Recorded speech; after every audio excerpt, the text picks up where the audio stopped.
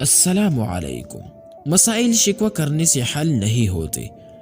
کہتے ہیں کہ ایک بار چین کے کسی حاکم نے ایک بڑی گزرگاہ کے بیچوں بیچ ایک چٹانی پتھر ایسے رکھوا دیا کہ گزرگاہ بند ہو کر رہ گئی۔ اپنے ایک پہرےدار کو نزدیک ہی ایک درخت کے پیچھے چھپا کر بٹھا دیا تاکہ وہ آتے جاتے لوگوں کے رد عمل سنے اور اسے آگاہ کرے۔ اتفاق سے جس پہلے شخص کا وہاں سے گزر ہوا وہ شہر کا مشہور تاجر تھا، جس نے بہت ہی نفرت اور حقارت سے سڑک کی بیچوں بیچ رکھی اس چٹان کو دیکھا۔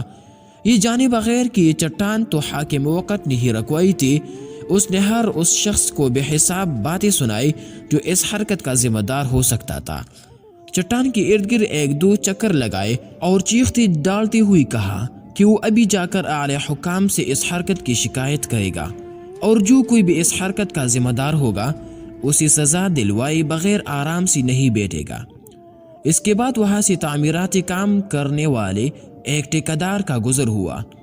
اس کا رد عمل بھی اس سے پہلے گزرنے والے تاجر سے مختلف تو نہیں تھا، مگر اس کے باتوں میں ویسی شدت اور نہایت شور و غل نہیں تھی جیسے پہلے والے تاجر دکھا کر گیا تھا۔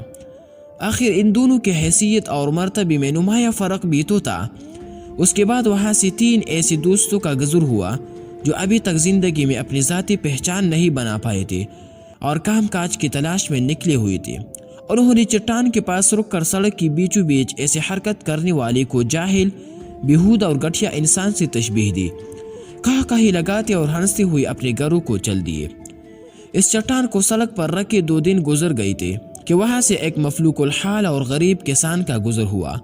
کوئی شکوہ کیے بغیر جو بات اس کے دل میں آئی وہ وہاں سے گزرنے والوں کی تکلیف کا احساس تھا، اور یہ چاہتا تھا کہ کسی طرح یہ پتھر وہاں سے ہٹا دیا جائے۔